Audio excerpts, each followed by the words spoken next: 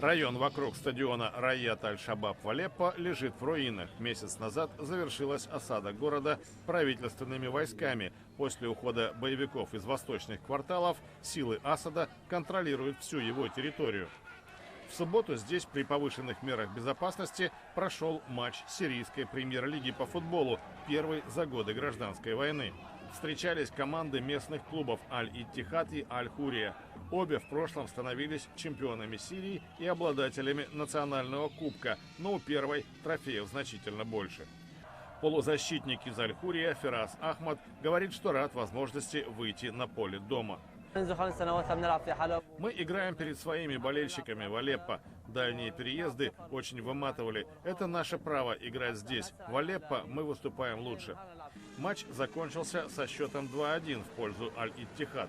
Премьер-лига Сирии по футболу борется за выживание на протяжении всех лет кровопролитного конфликта. Игры были возможны только в Дамаске и Латакии.